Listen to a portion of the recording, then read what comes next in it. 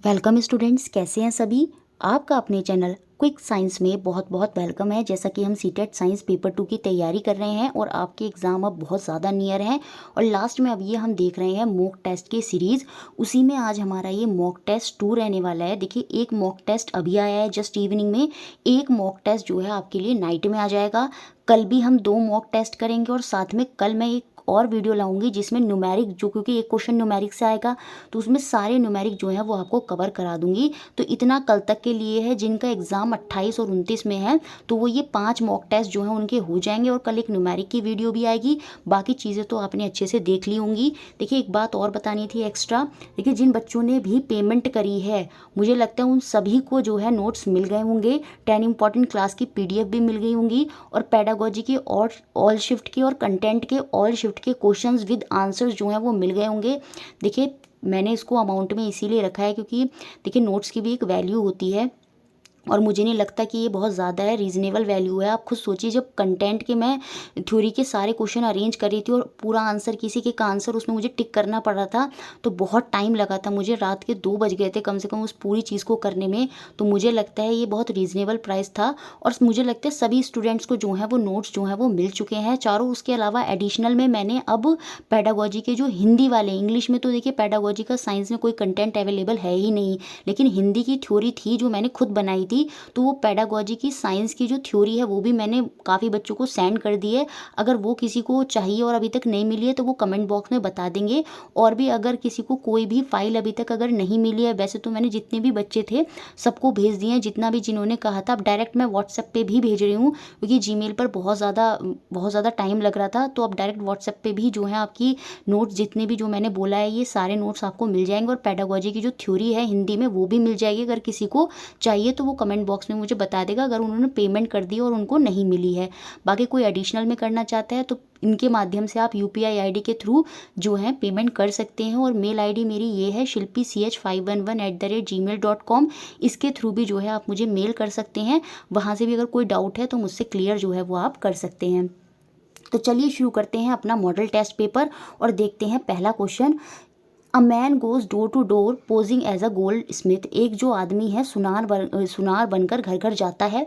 He promise to bring back the glitter on the dull gold ornament. वह पुराने सोनों के गहनों पर चमक वापस लाने का वादा करता है, जैसे पहले हुआ करता था।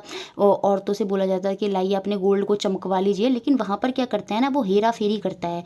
जैसे ही वो बैंगल को उसमें अपने पास जो उसका होता है एक जो भी उसका सॉल्यूशन होता है उसके पास, जैसे ही उस पर्टिकुलर सॉल्यूशन में वो बैंगल डालता है तो वो क्या होता है, बैंगल जो है वो तो चमक जाती है, उसको वो तो स्पार्कल हो जाती है, चूड़ियाँ तो चमक जाती हैं, लेकिन उसका भार जो है वो कम हो जाता है। तो कहीं ना कहीं जो सोना है वो उसमें से निकल कर जो है उस सॉल्यूशन में चला गया।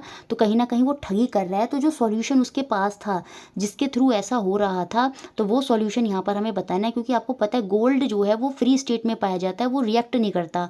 तो एक ऐसा कैसा सॉल्यूशन बनाया गया कि जिसमें वो रिएक्ट कर गया। तो वो जो सॉल्यूशन होता है, याद रखेंगे, वो होता है mixture of concentrated hydrochloric acid और कॉन्सेंट्रेटेड नाइट्रिक एसिड, जिसे हम एक्वारेशिया भी बोलते हैं। और कभी कभी इनका रेशो भी हो सकता है जो आपसे पूछ लिया जाए, तो ये 3:1 में होते हैं और इनको एक्वारेशिया बोला जाता है।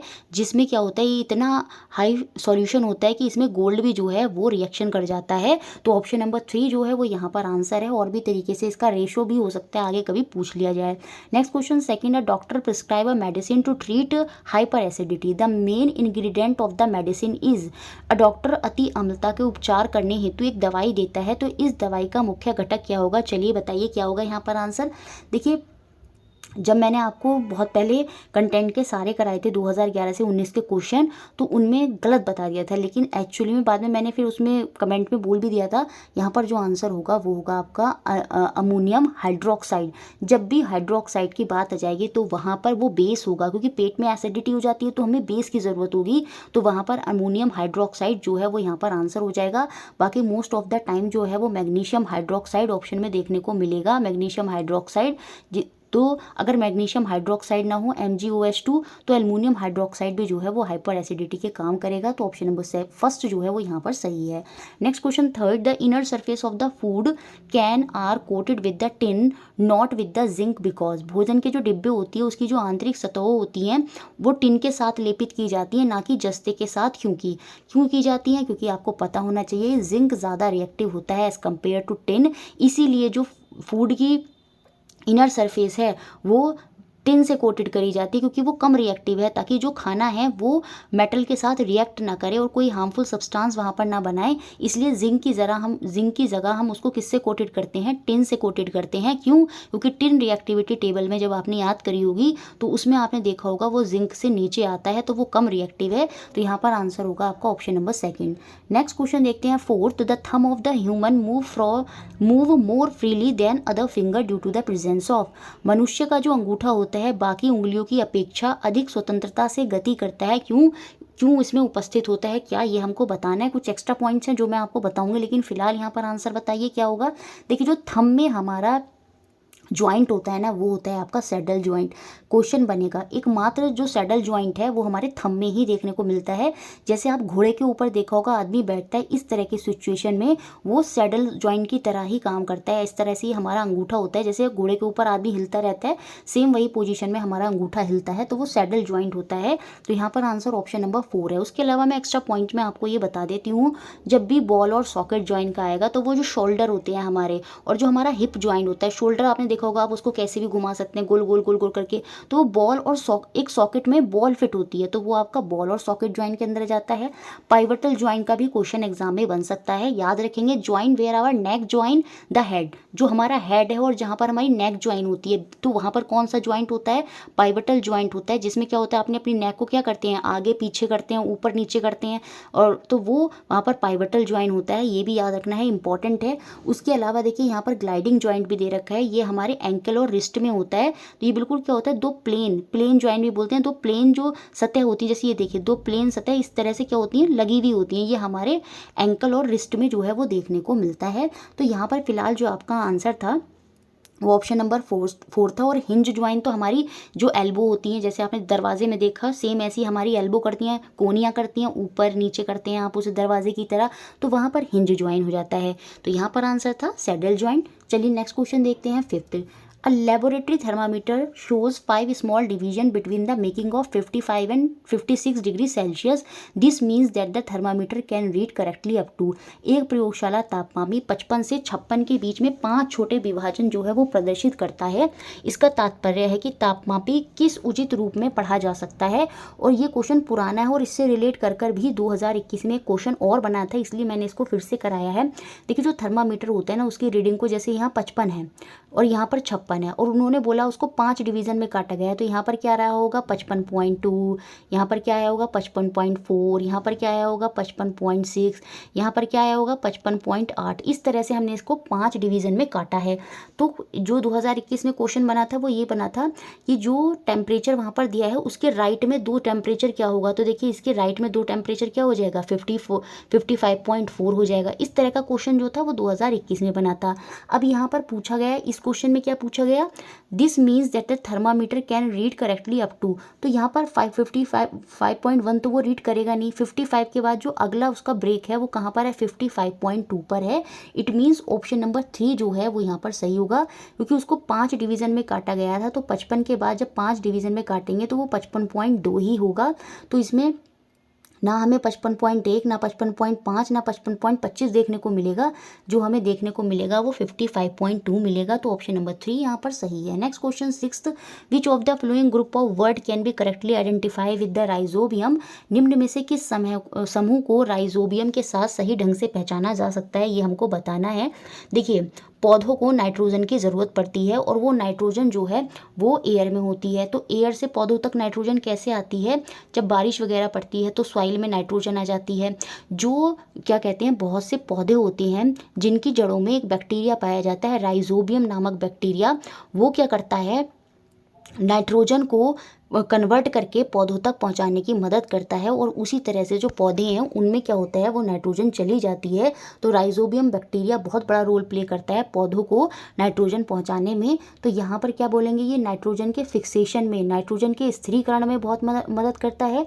ये जड़ों के नोड्यूल्स में पाया जाता है, जड़ों की ग्रंथियों में पाया जाता है। और ये किन जड़ों की ग्रंथियों में पाया जाता है, जो फलीदार पौधे होते हैं जैसे मटर वगैरह का पौधा, लेग्यूमिनस प्लांट जो होते हैं उनकी जड़ों में पाया जाता है। तो ऑप्शन नंबर 3 यहाँ पर जो है वो हमारा आंसर हो जाएगा।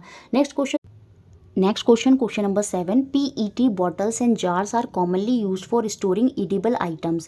PET is very familiar form of, आमतौर पर खाद्य सामग्री को रखने के लिए PET बोतलों और जारों का प्रयोग किया जाता है। तो यहाँ पर हमको बताना है ये PET जो है वो क्या है। देखिए ये एक तरह का जो है वो आपका पॉलिएस्टर होता है। तो ऑप्शन नंबर 2 यहाँ पर सही होगा। और मैं इसका डिटेल में आपको अच्छे से एक्सप्लेन कर देती हूँ ताकि आगे कोई क्वेश्चन बने तो आप इजीली कर दें। PET की तो फुल फॉर्म आपको पता होनी चाहिए, पॉलीएथिलीन टेराफेथलेट। पॉलीएथिलीन टेराफेथलेट जो है वो इसकी फुल फॉर्म होती है। ये थर्मोप्लास्टिक की कैटेगरी में आता है। देखिए यहाँ पर एक एक्स्ट्रा पॉइंट और समझाती हूँ जहाँ से क्वेश्चन बनेगा।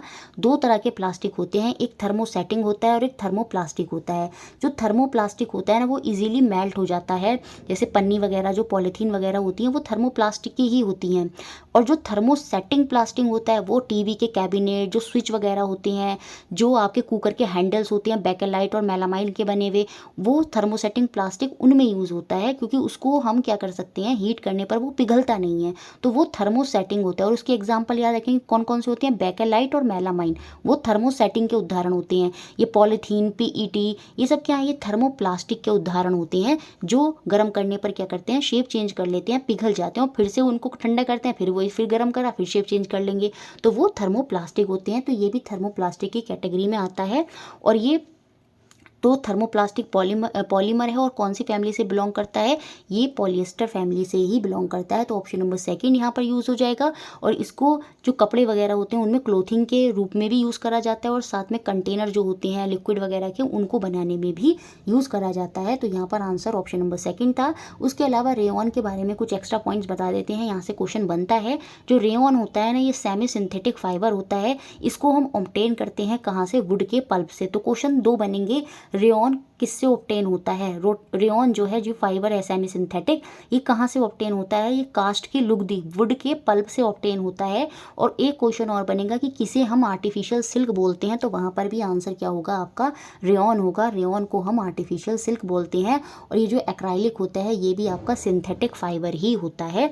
तो यहाँ पर आपको क्लियर हो गए होंगे बहुत सारे points. Next question 8, the process of converting sugar into alcohol is known as, शर्करा को अल्कोहल में परिवर्तन करने की प्रक्रिया डैश के नाम से जानी जाती है। तो इसे हम फर्मेंटेशन बोलते हैं। और फर्मेंटेशन की खोज किसने की थी, लुइस पास्चर ने जो है वो फर्मेंटेशन की खोज की थी। और पैस्चराइजेशन की खोज भी लुइस पास्चर ने ही की थी। पैस्चराइजेशन में क्या होता है, हम दूध को 72 डिग्री पर गर्म करते हैं 15 सेकेंड के लिए, मोस्टली यही प्रोसेस होता है। तो इसकी खोज भी लुइस पास्चर ने ही की थी। तो ऑप्शन नंबर 3 यहाँ पर हमारा आंसर है। Next question 9, if the frequency of vibration of the body is decrease and its amplitude increase then, यदि किसी वस्तु की कंपनों की आवृत्ति घटती है और उसका आयाम बढ़ता है तो क्या होगा।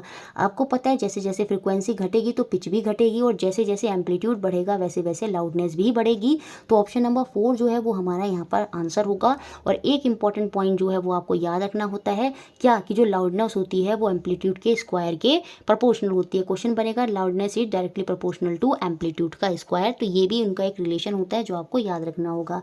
नेक्स्ट क्वेश्चन देखते हैं, क्वेश्चन नंबर 10, ये एक न्यूमेरिक क्वेश्चन है। बाकी कल तो मैं एक आपके लिए वीडियो लेकर ही आऊंगी जिसमें सारे न्यूमेरिक आपको एक साथ करा दिए जाएंगे। From the flowing table the reading of an odometer at different time of the journey are given, नीचे दी गई सारणी में यात्राओं के विभिन्न समय का ऑडोमीटर में पाठ्यांक दिया है और इसका हमें स्पीड बतानी है व्हीकल्स की, वो भी किस में, मीटर पर सेकंड में। याद रखेंगे स्पीड किस में बतानी है, जल्दी जल्दी में बच्चे यही गड़बड़ करके आते हैं। किलोमीटर पर सेकंड में जो है वो किलोमीटर प्रति घंटे में बता देंगे और पूछी यहाँ पर क्या है, मीटर पर सेकंड में पूछी है। अब देखिए जो दूरी मापने के लिए होता है, क्वेश्चन ये भी बन जाएगा, याद रखेंगे वो क्या होता है, वो ऑडोमीटर होता है। तो यहाँ पर आपकी जो स्पीड होती है वो क्या होती है, total distance upon total time. तो यहाँ पर टोटल टाइम हमको पता है 8 से 10 घंटे की जर्नी है तो 2 घंटे का टाइम है। टोटल डिस्टेंस क्या होगा, देखिए जब कार चली थी तब उसमें ये रीडिंग थी, और जब कार फाइनल पहुंची तो उसमें ये रीडिंग थी किलोमीटर में। तो इन दिनों को डिफरेंस कर लेंगे, 6712 की हम माइनस कर लेंगे 6640 से, तो हमें पता चल जाएगा कार कितना चली है। तो ये 72 बन जाएगा। तो कार चली है आपका 72 किलोमीटर। अब अगर मैं स्पीड निकालूं तो वो हो जाएगी 72/2, है ना। और यहाँ पर जब मैं इसको करूँगी 2 3 ज़ा 6 और 2 6 ज़ा 12, तो ये आ जाएगी 36 किलोमीटर पर आवर। बहुत से बच्चे जल्दबाजी में आंसर कर देंगे ऑप्शन नंबर 4। यहाँ पर किलोमीटर पर घंटे में नहीं पूछा है, आंसर मीटर पर सेकंड में पूछा है।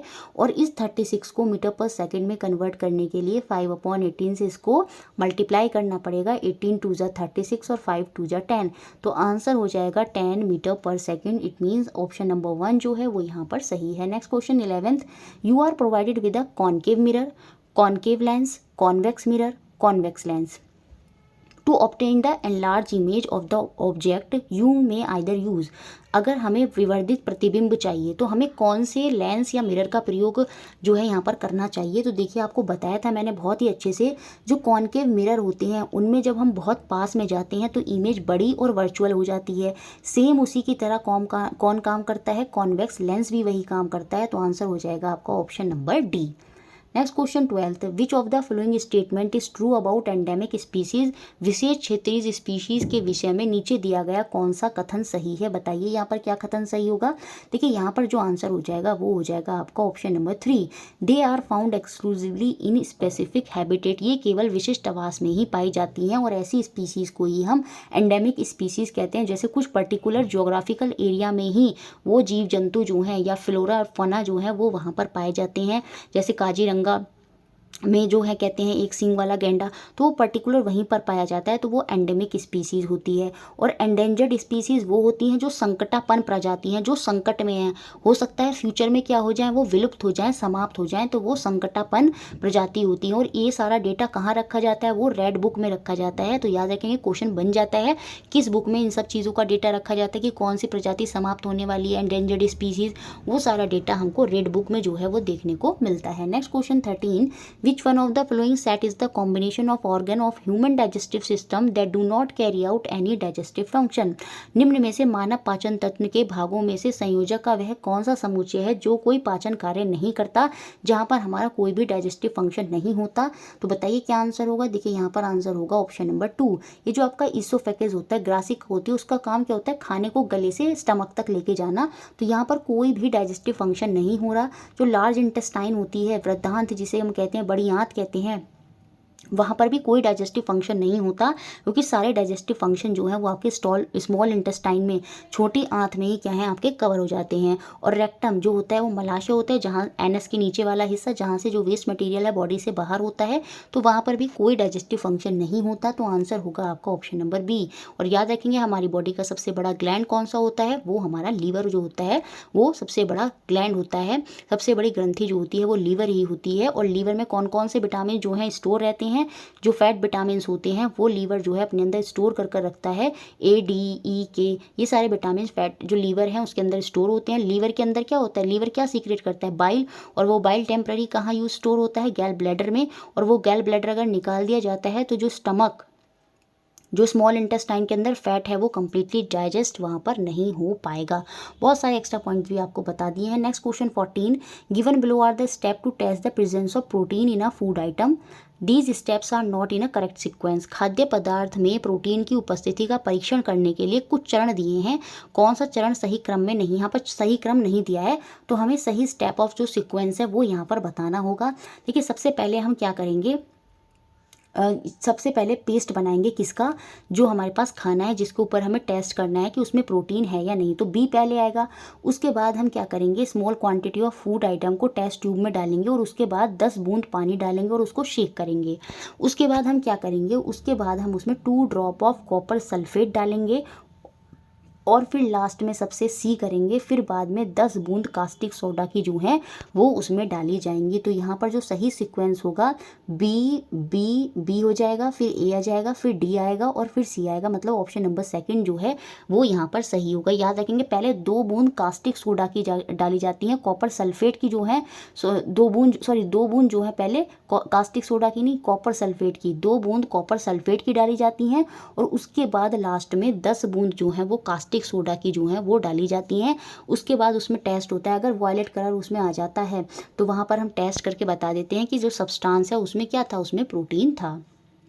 Next question 15, the reason of sea breeze is, जो समुद्र समीर होते हैं उसका क्या कारण होता है। देखिए सी ब्रीज ठंडी ठंडी हवाएं जो बीचेस के किनारों पर चलती हैं, जो बीच के पास घर होते हैं, बेसिकली उसे ही हम क्या बोलते हैं, सी ब्रीज बोलते हैं। अब देखिए होता क्या है, तो आंसर यहाँ पर जो होगा वो मैं पहले आंसर बता देती हूँ, वो ऑप्शन नंबर 1 होगा। दिन के समय में जो लैंड होते हैं वो ज़्यादा गर्म हो जाते हैं देन द सी। होता क्या है, ये सी है सपोज और ये आपका लैंड है, तो दिन के समय में ये जो लैंड है ना वो जल्दी गर्म होता है, जल्दी गर्म होने से यहाँ की हवा जो है वो ऊपर उठ जाती है। अब जब वो एयर ऊपर उठ गई है तो यहाँ पर स्पेस खाली हो गया है, तो इस जगह को फिल करने के लिए जो सी की एयर है वो लैंड की तरफ आती है। जब सी की एयर लैंड की तरफ आती है तो इसे हम दिन के समय क्या बोलते हैं, सी ब्रीज बोलते हैं। तो ऑप्शन नंबर 1 यहाँ पर जो है सही होगा। लेकिन रात के समय क्या होता है, जो सी का वाटर होता है ना वो कूल डाउन मोर स्लोली, जो सी का पानी है वो जल्दी ठंडा नहीं होगा एज कम्पेयर टू लैंड। अब जब लैंड जो है वो यहाँ पर जो लैंड है वो जल्दी ठंडा हो जाता है और सी यहाँ पर जल्दी ठंडा नहीं होता, तो फिर यहाँ पर क्या होगा, यहाँ पर गर्मी रहेगी तो यहाँ की एयर जो है ऊपर उठेगी, यहाँ पर स्पेस खाली हो जाएगा। तो रात के समय जो लैंड से ठंडी ठंडी हवाएं हैं वो वापस सी की तरफ आती हैं, तो वो आपका क्या हो जाता है, लैंड ब्रीज हो जाता है, जो रात के समय होता है। यहाँ पर लिखा भी है मैंने, स्पेशल पॉइंट में आपको बता दिया है। सी ब्रीज जो होता है ये क्या होता है, दिन के समय, मैंने पूरा भी एक्सप्लेन किया था वही प्रोसीजर। तो उसमें जो समुद्र से आने वाली, जो सी से आने वाली हवाएं होती हैं वो क्या होती हैं, वो सी ब्रीज होती हैं। और जो रात के समय थल समीर, जो लैंड से जाने वाली हवाएं होती हैं, स्थल की ओर से ठंडी वायु समुद्र में जो बहती है वो आपकी क्या होती है, वो आपकी लैंड ब्रीज होती है। तो ये इंपॉर्टेंट पॉइंट है जो आपको याद रखनी है। नेक्स्ट क्वेश्चन 16, ये बहुत बार करा दिया, मुझे नहीं लगता अब इसमें कभी भी कोई गलती होगी।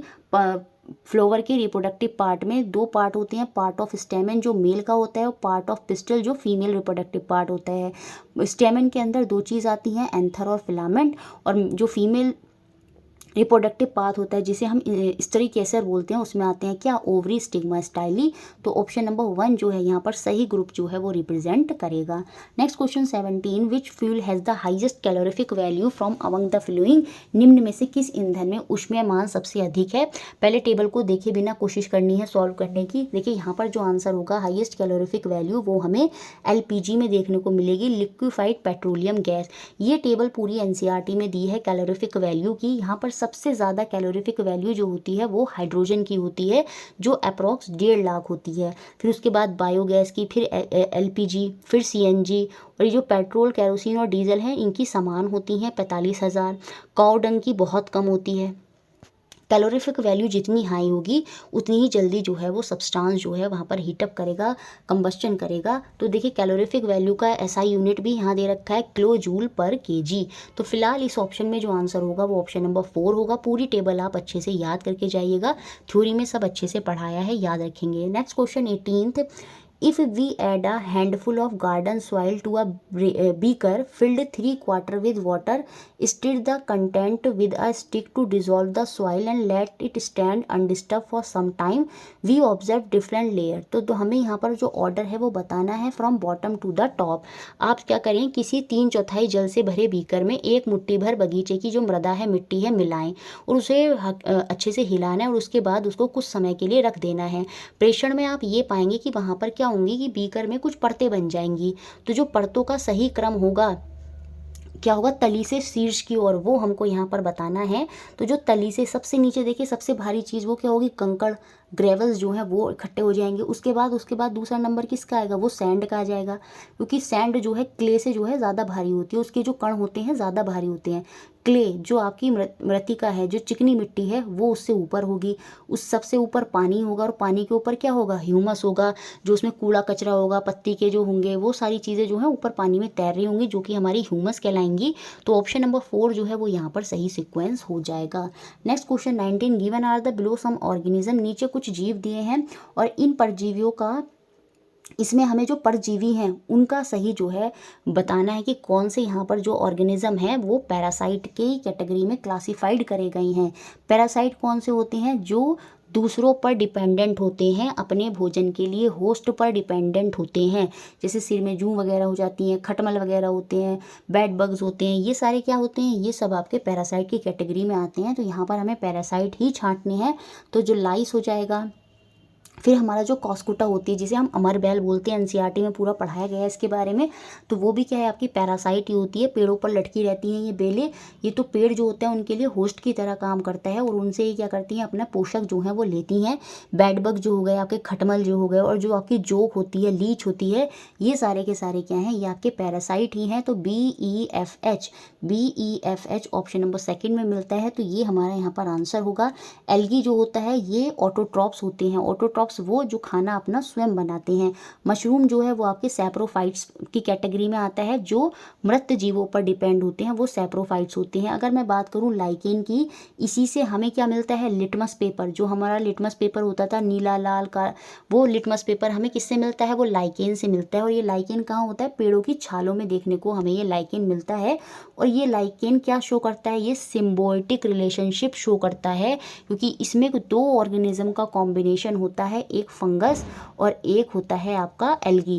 ये जो फंगस है और ये जो एल्गी है, ये एक साथ रहते हैं, ये दोनों एक दूसरे की मदद करते हैं, एक खाना देता है और एक जो है अदर पोषक जो चीज़ें होती हैं वो इसको प्रदान करता है। तो लाइकेन जो होता है वो सिम्बायोटिक रिलेशनशिप का उदाहरण होता है, जिसमें फंगाई और एल्गी जो होते हैं वो एक साथ 2 ऑर्गेनिज्म जो हैं एक दूसरे को मदद करते हैं। ठीक है, तो ये सारे पॉइंट्स एक्स्ट्रा में हैं जो आपको याद रखनी है। Next question 20, light is falling on the surface S1 S2 and S3 shown below. आरेख में दर्शाए गए अनुसार S1 S2 और S3 पृष्ठों पर प्रकाश गिर रहा है। The surface on which the angle of incident is equal to the angle of reflection, वो हमको बताना है पृष्ठ जहां आपतन कोण और परावर्तन कोण बराबर होगा। देखिए ये सरफेस स्मूथ है और ये दोनों रफ सरफेस हैं। भले ही चाहे सरफेस स्मूथ हो चाहे रफ हो, जो लाइन आई है जिस दिशा से, उसका एंगल ऑफ रिफ्लेक्शन ऐसे होगा। सपोज लाइन ऐसे टेढ़ी इस तरह से आई तो ऐसे होगा। मतलब एंगल ऑफ इंसिडेंट और एंगल ऑफ रिफ्लेक्शन चाहे सरफेस स्मूथ हो या रफ हो, वो हमेशा बराबर ही होता है। तो ऑल 3 केसेस में एंगल ऑफ इंसिडेंट और एंगल ऑफ रिफ्लेक्शन जो है वो बराबर होगा। अब यहाँ पर देखिए ये ऐसे, ये ऐसे, ये ऐसे, तो ये एक पॉइंट पे मिल जाएंगे, तो यहाँ इमेज फॉर्म हो जाएगी। स्मूथ सरफेस में जो है वो प्रतिबिंब जो है वो देखने को मिलता है। लेकिन अब इस केस में देखिए ये ऐसे आई तो यहाँ पर इसका जो एंगल ऑफ रिफ्लेक्शन होगा वो ऐसे होगा। अब ये ऐसे है तो इसका एंगल ऑफ रिफ्लेक्शन ऐसे बदल जाएगा। अब ये ऐसे है तो इसका एंगल ऑफ रिफ्लेक्शन ऐसे हो जाएगा। तो यहाँ पर कोई भी प्रतिबिंब जो इमेज है वो प्राप्त नहीं की जा सकती, कहाँ, खुरदुरे सरफेस पे। लेकिन जो प्लेन सरफेस होता है, जो स्मूथ सरफेस होता है, वहाँ पर जो है वो आपका प्रतिबिंब बन पाता है। ये क्वेश्चन भी बनता है कि क्या खुरदरे सरफेस पर आपका प्रतिबिंब बन पाएगा, नहीं, वहाँ पर कोई इमेज जो है वो फॉर्म नहीं होगी। लेकिन चाहे सरफेस प्लेन है या खुरदुरा है, एंगल ऑफ इंसिडेंट और एंगल ऑफ रिफ्लेक्शन जो है वो हमेशा ही बराबर होगा। तो ऑप्शन नंबर 3 यहाँ पर सही है। तो ये 20 क्वेश्चन हमने कंटेंट के देखे थे। अब हम 10 क्वेश्चन जो है वो पेडागोजी के देखेंगे। पहला क्वेश्चन है, which of the flowing is are developed by science, निम्न में से किसका विकास जो है वो विज्ञान के द्वारा होता है। देखिए स्टैटिक माइंडसेट तो विज्ञान के द्वारा नहीं होता। स्थायी मानक प्रकृति, स्थायी इसमें कुछ नहीं होता, चीज़ें बदलती रहती हैं, तो डी यहाँ पर नहीं होगा। बाकी सारे इक्विटी, निष्पक्षता, बिल्कुल चीज़ों को करने की, जैसे एक्सपेरिमेंट कोई बच्चा कर रहा है तो उसमें वो चिटिंग ना करें, चीज़ें अच्छे से करें, तो वो निष्पक्षता कहीं ना कहीं वहाँ से आती है। जैसे प्रोजेक्ट वर्क कर रहे हैं, रिसर्च वर्क कर रहे हैं, एक दूसरे की कॉपी ना करें, तो क्रिएटिविटी में कहीं ना कहीं निष्पक्षता होती है। साइंस में वो बहुत बड़ा रोल प्ले भी करती है। साइंटिफिक एटीट्यूड और बच्चे के अंदर साइंटिफिक टेम्पर डेवलप करना तो इम्पॉर्टेंट होगा। तो यहाँ पर जो आंसर हो जाएगा वो ए, बी और सी, जो ऑप्शन नंबर सेकंड में देखने को मिल रहा है, और यही हमारा आंसर होगा। As per NCF 2005 good science education should be, राष्ट्रीय पाठ्यचर्या 2005 के अनुसार एक अच्छी विज्ञान शिक्षा कैसी होनी चाहिए? ट्रू टू द लर्नर होनी चाहिए, बिल्कुल सीखने वाले के प्रति सच्ची होनी चाहिए। उसमें सीखने वाला कौन होता है? बच्चा ही होता है। True to the environment of learner, बिल्कुल बच्चों को हमें समाज से लेकर जोड़कर चलना है, अपने एनवायरनमेंट पर्यावरण से जो चीज़ें वो देख रहा है उनको समझाते हुए टॉपिकों को समझाना है, तो बिल्कुल ये बात भी हाँ सही है। True to the teacher, teacher के ट्रू कभी नहीं होनी चाहिए, टीचर जो है वो सेकेंडरी है, प्राइमरी कौन है? वो बच्चा ही है।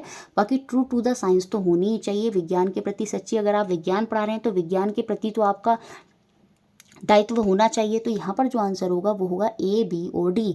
तो हमारा आंसर हो जाएगा option number 4। Next question 3, assessment as learning in science means, विज्ञान में सीखने जैसे आकलन का क्या अर्थ है? 3 तरह के असेसमेंट होते हैं, सीडीपी में आप पढ़ते होंगे, assessment of learning, assessment for learning और असेसमेंट एज लर्निंग। जब भी असेसमेंट एज लर्निंग की बात आती है तो उसमें हम स्वतः का आकलन करते हैं, क्रिटिकल थिंकिंग करते हैं।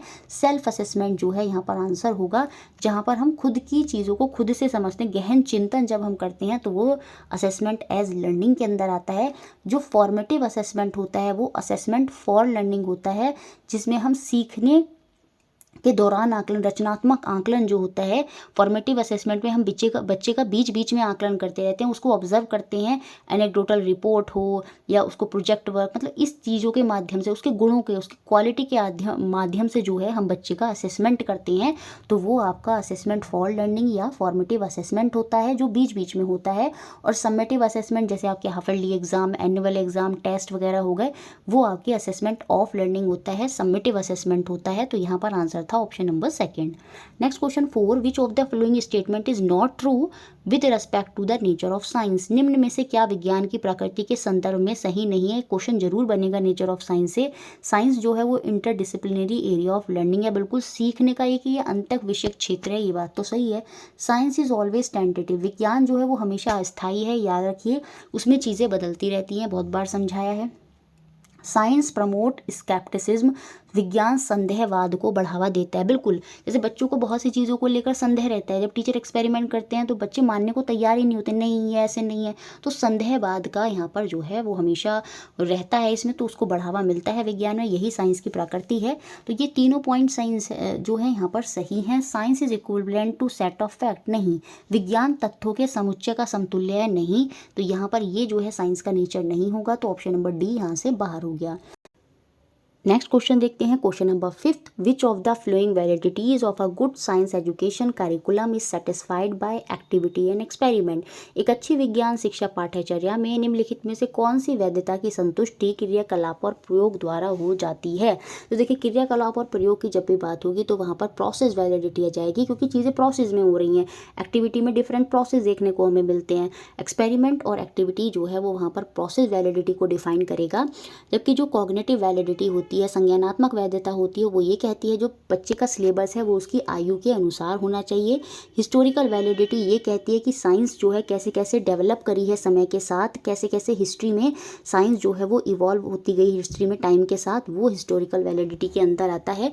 तो यहाँ पर आंसर होगा option number D, process validity. Next question 6, a teacher begin the class by demonstrating the chemical test of starch in a given sample of food, the cognitive process associated with the above statement is, एक शिक्षक कक्षा का आरंभ दिए गए भोजन के नमूने में मंड, स्टार्च का रासायनिक परीक्षण का प्रदर्शन करके करता है। उपरोक्त कथन में रेखांकित शब्द से संबंधित संज्ञानात्मक प्रक्रिया क्या है? देखिए, यहाँ पर टीचर चीज़ें कर रहा है, तो बच्चे की क्रिएटिविटी या क्रिएटिंग स्किल तो बच्चे के अंदर डेवलप नहीं हो रहा है, क्योंकि टीचर डेमो कर दिखा रहा है, बच्चे को डेमो दिख रहा है, तो अभी यहाँ पर उसकी कुछ अंडरस्टैंडिंग जो है वो भी यहाँ पर नहीं होगी।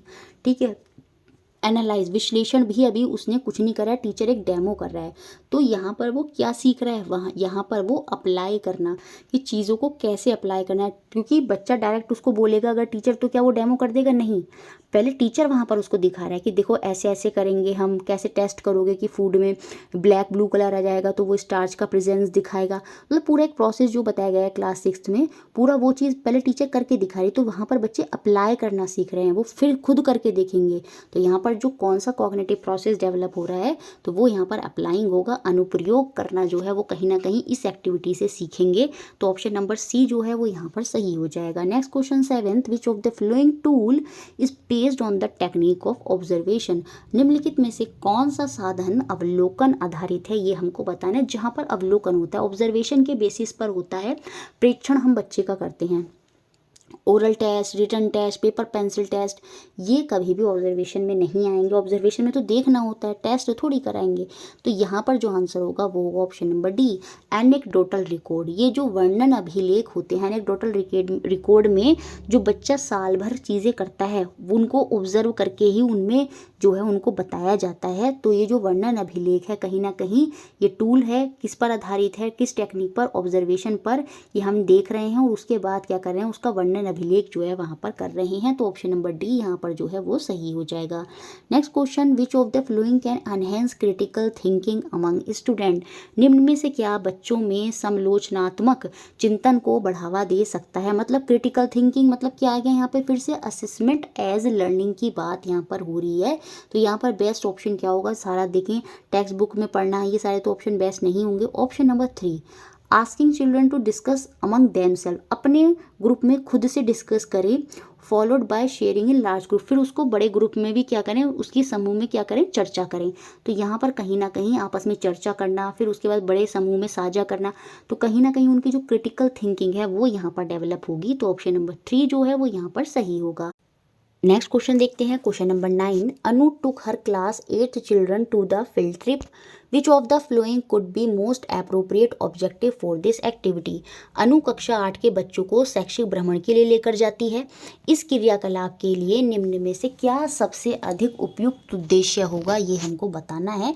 फील्ड ट्रिप एक बहुत अच्छी एक्टिविटी होती है, इसमें बच्चों की observation skill, communication skill, process skill, बहुत सारे स्किल जो हैं बच्चों के डेवलप होते हैं। देखिए, it encourage interaction among student children, बिल्कुल ये बच्चों के मध्य अंत क्रिया को प्रेरित करेगा। जो बच्चे आपस में बोल नहीं रहे हैं, कहीं ना कहीं उनका इंटरेक्शन वहाँ पर होगा, जिससे कहीं ना कहीं उनके अंदर जो कम्युनिकेशन स्किल है, जो संप्रेषण कौशल है, कहीं ना कहीं वो भी विकसित होगा। It promote process skill through concrete experiment, बिल्कुल एक्सपीरियंस, सॉरी, यह ठोस अनुभवों के द्वारा प्रक्रिया कौशल को बढ़ावा देता है। देखिए, बच्चे देख रहे हैं तो ठोस अनुभव, जैसे उनको लेके गया है, खेत में लेके गया है, कि ये दिखाने के लिए कि कैसे जो है पूरी जो फार्मिंग है वो करी जाती, कैसे जो सीड है, जैसे जो गेहूं के पौधा है वो कैसे उगाया जाता है, पूरा उनको दिखाया जा रहा है। तो वो ठोस अनुभव है। ठोस अनुभवों से फिर उनके अंदर क्या होगा, प्रक्रिया कौशल, फिर वो खुद से करना सीखेंगे। तो कहीं ना कहीं जो प्रोसेस स्किल है वो भी डेवलप उनके अंदर होगा। जब वो कहाँ पर ठोस अनुभव को, कॉन्क्रीट एक्सपीरियंस को देखेंगे, तो कहीं ना कहीं उनके अंदर चीज़ों को करने की जो है वो जो कौशल है वो विकसित होगा। तो बी भी सही है। इट एनहेंस ऑब्जर्वेशन स्किल, बिल्कुल बच्चों में अवलोकन कौशल को तो बढ़ावा मिलेगा ही मिलेगा। और it break the monotony of the class, नहीं टीचर इसलिए ले गई है ये कक्षा की लय को तोड़ता है, नहीं, फील्ड ट्रिप साइंस में बहुत अच्छा होता है। तो यहाँ पर आंसर होगा ऑप्शन नंबर 1, ए, बी और सी। नेक्स्ट और लास्ट क्वेश्चन, एक क्वेश्चन पक्का पेडागोजी में ओपन एंडेड क्वेश्चन से बनेगा और मुझे नहीं लगता ये आपका क्वेश्चन कभी गलत होगा। विच of the flowing make good open ended question, निम्न में से मुक्त अंत वाले प्रश्न जो है वो हमें यहाँ पर पहचानने हैं। What difficulty would you face if your body did not have muscles in it, अगर हमारे शरीर में मांसपेशियां ना हो तो हमें किन समस्याओं का सामना करना होगा। देखिए, अब यहाँ पर कोई ऐसी चीज़ बोली गई है जो बदल दी जाए, जैसे बोला जाता है कि अगर मून के फेसिस ना हो, अगर जो फ्रिक्शन है वो ख़त्म हो जाए, कोई ऐसी चीज़ें जब बोली जाती हैं तो वहाँ पर बच्चों के अलग अलग आंसर आते हैं और वो हमेशा ओपन एंडेड क्वेश्चन जो है यहाँ पर होंगे, क्योंकि एक आंसर नहीं आएगा। हर बच्चा जो है अपने दिमाग से कुछ ना कुछ परिकल्पना करेगा और फिर वहाँ पर कोई ना कोई नई चीज़ जो है वो बताएगा।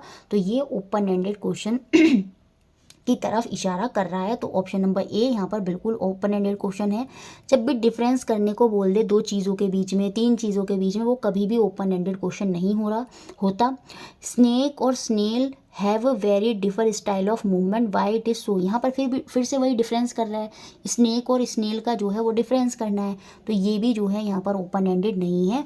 Observe various root and write their features, देखिए ये भी ओपन एंडेड नहीं है। विभिन्न जड़ों का अवलोकन करना है। अब सभी बच्चे जड़ों को देखेंगे और सभी जो है लगभग एक से ही फीचर लिखेंगे, तो यहाँ पर कुछ ओपन एंडेड, कोई नई चीज़ नहीं, मतलब कुछ अलग नहीं सोचेंगे वो। तो ये डी भी जो है वो ओपन एंडेड क्वेश्चन नहीं है। तो यहाँ पर जो ओपन एंडेड क्वेश्चन है वो खाली ऑप्शन नंबर 3 हो जाएगा, ओनली ए। तो ओपन एंडेड क्वेश्चन से एक क्वेश्चन डेफिनेटली बनेगा। इस तरह से हमने ये पूरा मॉडल टेस्ट पेपर या मॉक टेस्ट देखा। कमेंट बॉक्स में बताएंगे कितना आपने स्कोर किया, ठीक है, क्योंकि मैं उसी के हिसाब से आपका जो लेवल है वो बढ़ाती जाऊंगी। तो कमेंट बॉक्स में ज़रूर बताना है कि आपने कितना स्कोर किया है। चैनल से बने रहें, अभी लास्ट तक बहुत सारी चीज़ें आपको देखने को मिलेंगी। वीडियो अच्छा लगता है लाइक करें, शेयर करें। Thank you.